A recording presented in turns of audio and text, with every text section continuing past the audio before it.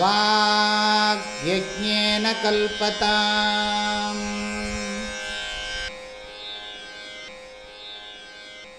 குருமூர்த்தி ரூபமாக விளங்குகிற சைத்தன்ய ஸ்வரூபத்தை, ஆதிகுரு ரூபமாக இருக்கிற தட்சிணாமூர்த்தி ஸ்வரூபத்தை வணங்குகிறேன்.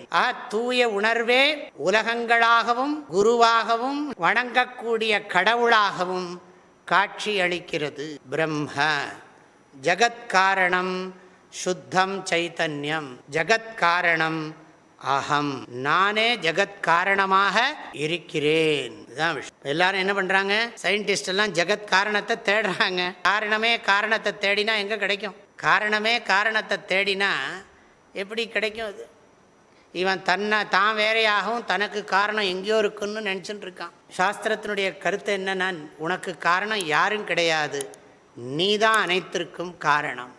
ஓ